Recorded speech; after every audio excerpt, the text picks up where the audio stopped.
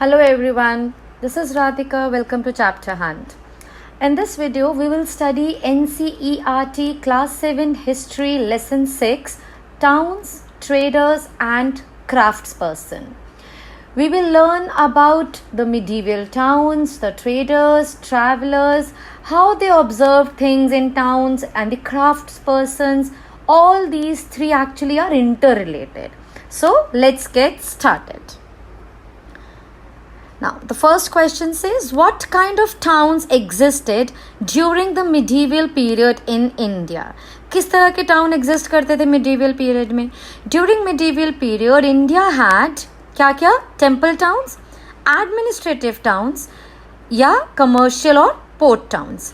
In fact, many towns combined several functions. अब medieval time period में Indian subcontinent में बहुत तरह के टाउन्स मतलब शहर थे. जैसे कि टेम्पल टाउन, नाम से ही समझ में आता है, यहाँ मंदिर होते थे, लोग पूजा करने आते थे. Second, administrative town. Administrative town का मतलब क्या हो गया? जहाँ पे जैसे राजा अपना काम संभालता था, यू कैन से टैक्सेस लगाता था, ये सब. Then comes the commercial towns. Commercial town का क्या मतलब हुआ? कमर्शियल, जहाँ पे मार्केट्स होती थी, यहाँ पे क्या होता था? सामान खरीदा और बेचा जाता था. या पोर्ट टाउन्स भी होते थे.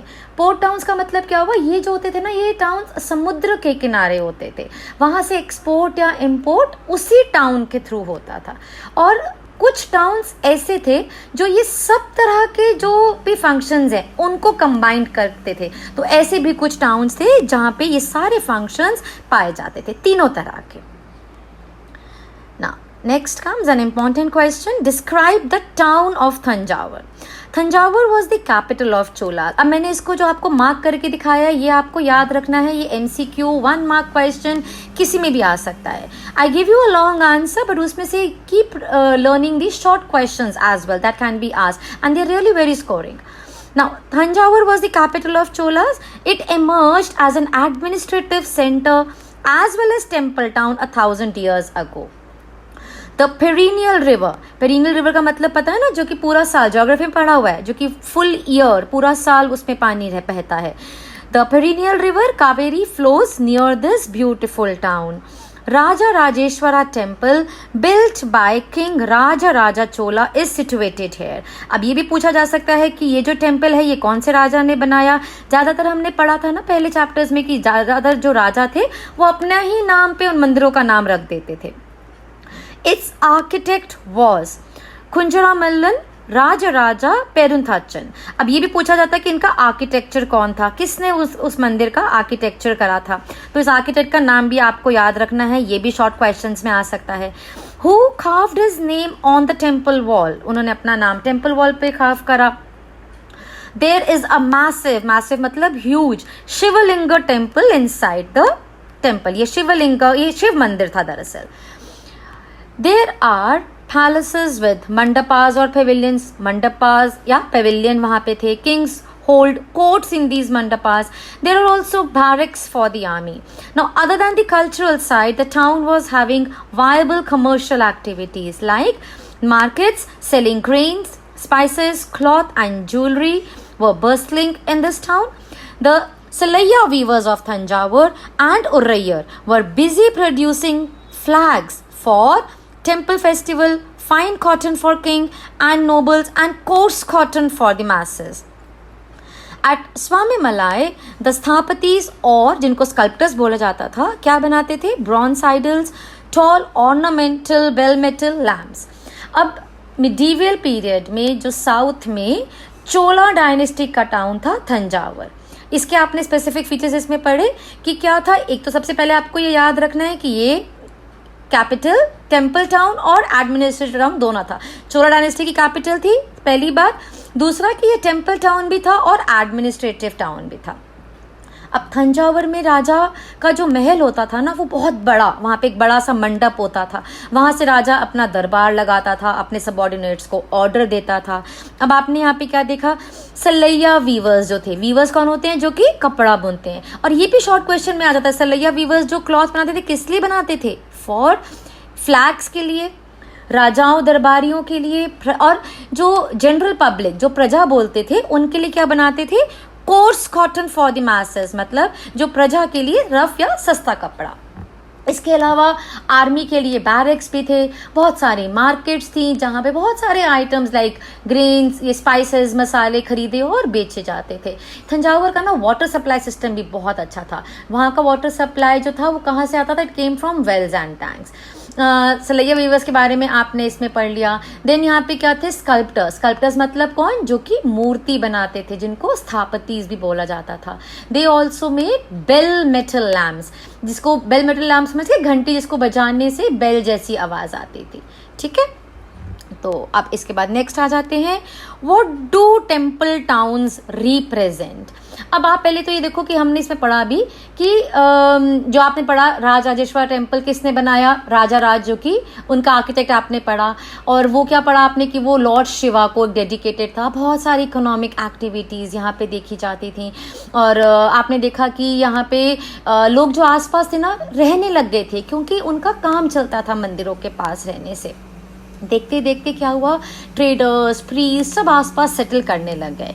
अब हमसे वो पूछता है कि what do temple town represent? Temple towns represent a very important pattern of urbanisation, the process by which cities develop. Rulers built temples to demonstrate their devotion to various deities. अब टेम्पल टाउन में worship तो होगा ही, पर उसके अलावा urbanisation हुआ। Urbanisation का मतलब क्या हुआ कि कहीं पे मंदिर के आ जाने से वहाँ शहर बन जाता था, इकोनॉमिक एक्टिविटीज़ बढ़ जाती थी, लोग वहाँ पर आकर रहने लग गए, तो एक अर्बन सेंटर बन गया वो। बहुत ही डिफरेंट स्किल्स के लोग यहाँ पर आने लग गए, और इसलिए ये टेम्पल्स आपका एक सेंटर ऑफ इकोनॉमी बनता जा रहा था। Now, why did the rulers endow temples with grants of land and money? क्यों देते थे? They endowed temples with grants of land and money to carry out elaborate rituals, feed pilgrims and priests and celebrate festivals. अब राजा तो grants देते थे। क्यों देते थे? Because उनको ना ये दिखाना था कि उनका एक डिवोशन है उस डेटी की तरफ। अब इस मनी को यूज करते थे पुजारी रिचुअल्स में, सेरेमनीज में। अब राजा कई बार लैंड दे देते थे दान में। ऐसा करके ना वो एक्चुअली ये भी बताना चाहते थे कि बड़े वो पावरफुल हैं, वो इसकी वर्शिप करते हैं इस भगवान की, और ये सब सिस्टम इसीलिए ऐसा कैसे सब चलता रहा। Now this is theoretical question, जो कि शॉर्ट क्वेश्चन में आपको याद रखना है। Write some important temple towns: Thanjavur, Bhillasvamin, Bhilsa और विदिशा इन मध्य प्रदेश, सोमनाथ कहाँ पे है? Gujarat, Kanchipuram and Madurai in Tamil Nadu and Tirupati in Andhra Pradesh. इसको आपको इकट्ठा भी पूछा जा सकता है, शॉर्ट क्वेश्चंस अलग अलग की सोमनाथ कहाँ मंदिर कहाँ पे है, और ऐसे ऐसे करके आपको टेम्पल और उसका स्टेट याद रखना है। How did temple authorities use their wealth? अब आपने ये देखा कि ग्रांट्स तो मिल रहे हैं, डोनेशंस आ रही हैं, उसको टेम्पल अथॉरिटीज कैसे यूज करते थे? 1 मार्क्स का सिंपल आपकी see my objective of giving you such questions is because I try to cover each and every line of the NCERT, ताकि आपका कोई भी वहां से शॉर्ट क्वेश्चन 1 मार्कर भी मिस ना हो जाए। Temple authorities use their wealth to finance trade. इतना ज़्यादा वहाँ पे अर्बनाइजेशन हो गया, इकोनॉमिक कल्चर स्टार्ट हो गया, तो लोग वो वहाँ पे जो उस वेल्थ को था, उस मनी को ट्रेड में भी यूज करने लग गए, बैंकिंग में भी यूज करने लग गए ना। अब इसमें देखो, जो भी आपने शॉर्ट क्वेश्चंस पढ़े थे भी एक एक नंबर के, इसमें कई बार होता क्या है कि बच्चों को समझ में नहीं आती, ये वाला क्वेश्चन अब 3 मार्क्स का आ गया, इसमें क्या लिखे? Why do you think towns grew around temple? हमने ये अभी सारा समझ लिया, but I'll just go through this, आपको समझ में आ जाएगा। हमने जो जो भी पीछे पढ़ा है वो सारा आपको इस आंसर में लिखना है। Rulers built temples to demonstrate their devotion to various deities. पढ़ा भी आपने। They also endowed temples with grants of land and money to carry out elaborate rituals, feed pilgrims and priests and celebrate festivals. तीनों points आ गए कि वो temples को grants क्यों दिया जाता था, ये भी एक बन गया इसी में से।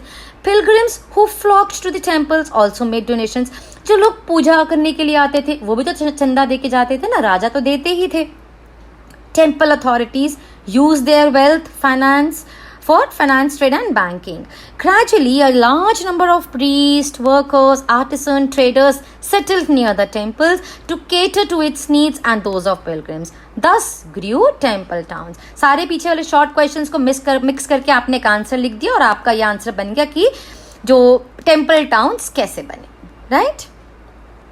Coming to our next important question, what was the lost wax technique? बड़ी इंटरेस्टिंग सी टेक्निक है. First I'll read and then I'll explain you कि टेक्निक क्या थी ये. Lost wax technique was used to make Chola bronze statues. This technique involved several stages. 3 stages में answer, 3 points में answer लिखो ये वाला. First of all, an image was made of wax. This was covered with clay and left in the sun to dry. Second step, it was then heated and a small hole was made in the clay cover. The molten wax was drained out through this hole. Last step, then the molten wax was poured into the clay mold through the hole. Once the metal cooled and solidified, the clay cover was carefully removed and the image was cleaned and polished. Lost wax technique का use बहुत हुआ है to make bronze statues during the Chola empire.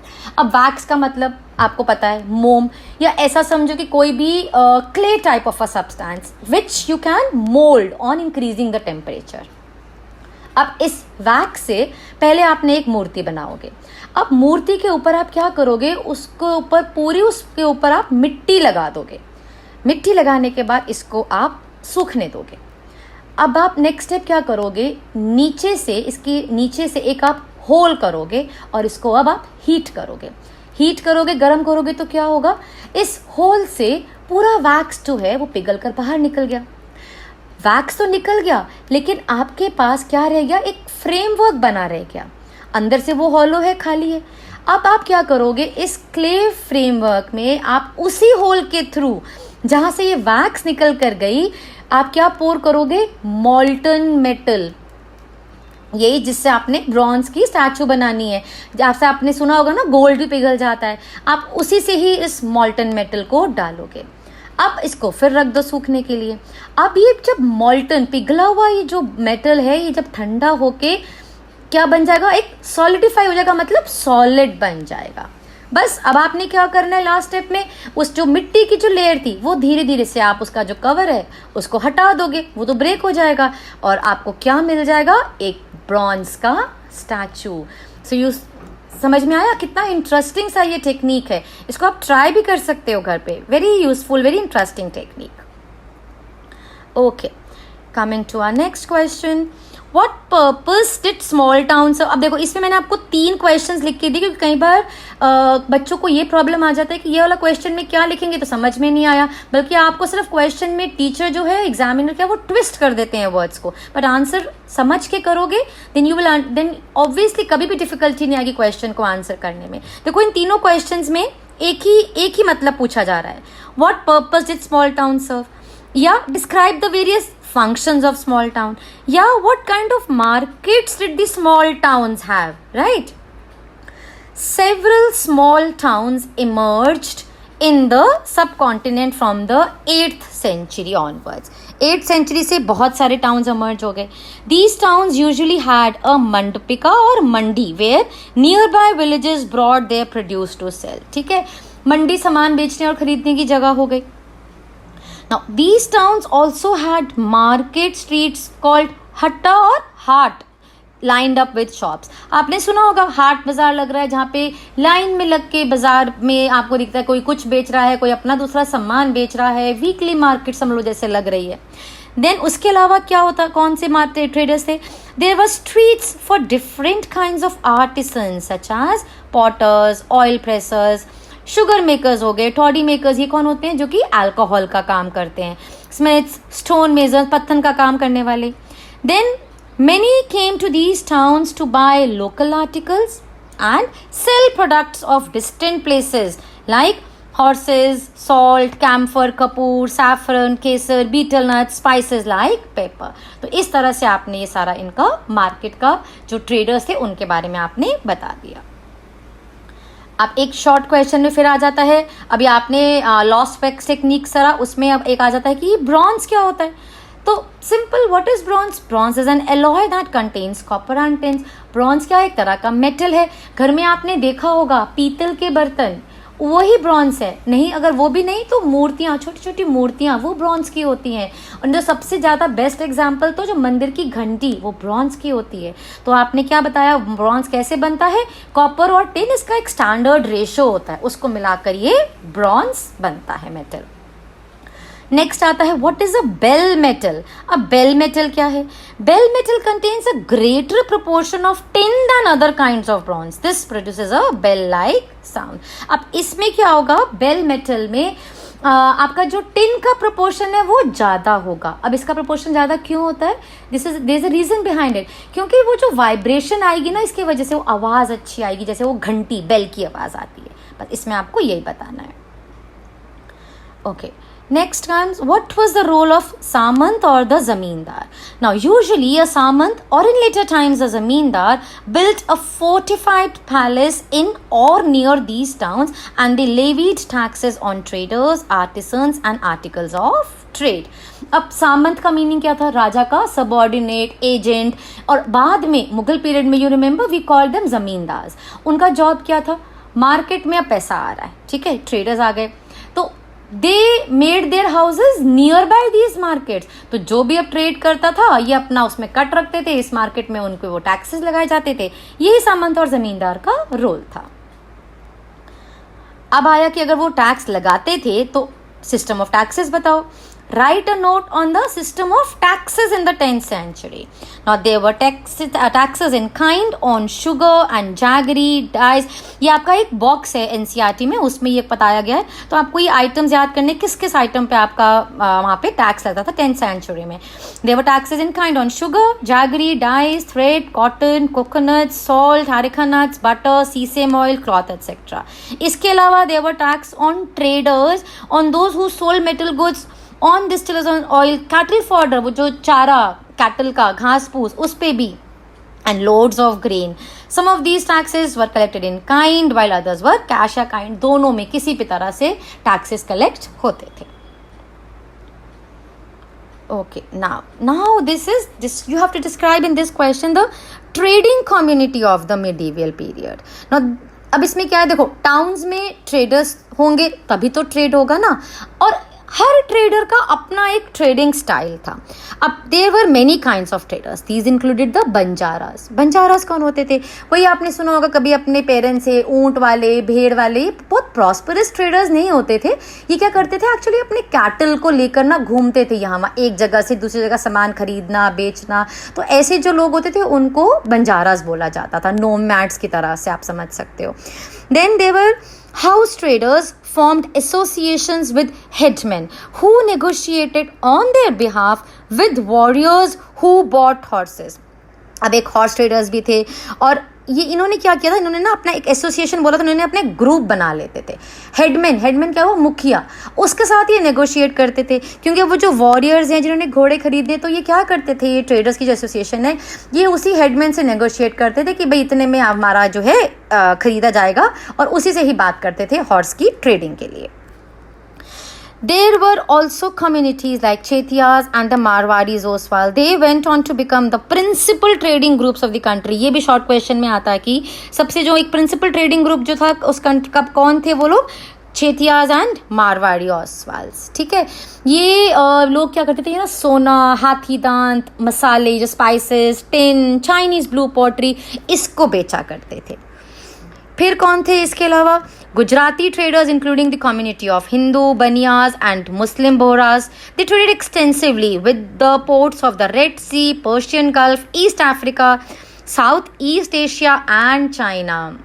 ये लोग जो थे जैसे अरब, Persian, Chinese, Jewish और सीरियन, क्रिश्चियन ट्रेडर्स, ये लोग मसाले और कपड़ा बेचते थे इटालियन बॉर्डर्स पे, जहाँ से ये चीज़ें यूरोपियन मार्केट में पहुँचाई जाती थी. ठीक है, तो वही हो गया. The towns on the west coast were home to Arab, Persian, Chinese, Jewish and Syrian Christian traders.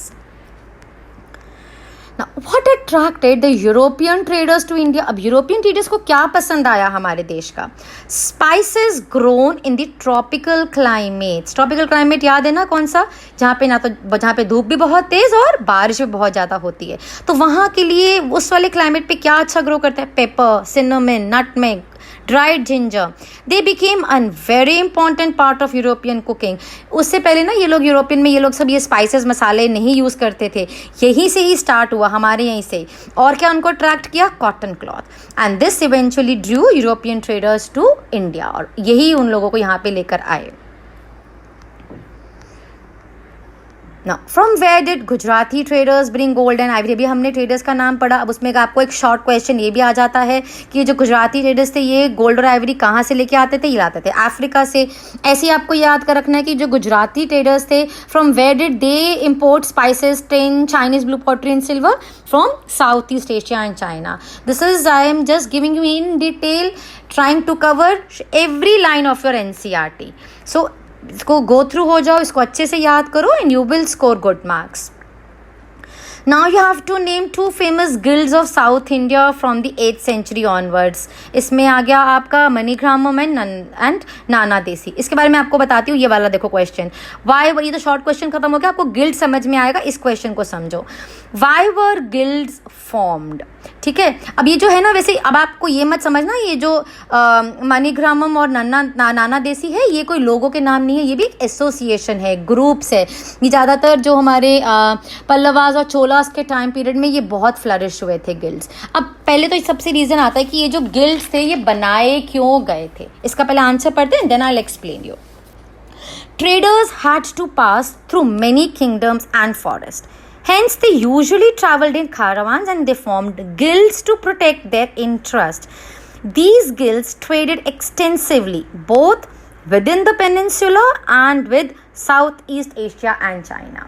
अब क्या था, हमने क्या देखा कि ट्रेडर्स थे जब वो इधर से उधर घूम रहे हैं बाइंग एंड सेलिंग के लिए, but when they used to move तो उनको एक थ्रेट भी होता था कि उनका सामान कोई ना चुरा के ले जाए. So they had to face challenges in trade. तो उन्होंने सोचा कि वाई नॉट बी यूनाइटेड, क्योंकि एकता में बल है, इसीलिए उन्होंने क्या किया, दे ट्रैवल्ड इन कारवान्स, मतलब झुंड में, ग्रुप में. अब गिल्ड बना लेते थे. गिल्ड का मतलब आपको समझ में सिर्फ यही रखना है, सिनोनिम समझ लो उसका, एसोसिएशन बना लेते थे. तो उससे क्या होता था, वाई टू, क्यों बनाते थे, to keep them strong and अपना इंटरेस्ट बचाने के लिए, टू सेव देयर इंटरेस्ट. ये गिल्ड्स 8th सेंचुरी ऑनवर्ड से ही बनने स्टार्ट हो गए थे. कहाँ पे, in south east Asia and China. Right? So with this we come to an end of this video. Today we discussed in detail on the two main pillar topics of this chapter. क्या towns and traders. Now in part 2 video of this chapter I will discuss the third aspect of this chapter, the craftsperson. If you like this video, please do like it and share it with your friends. Stay tuned to Chapter Hunt and I'll upload my next video soon. Till then, stay safe. Goodbye.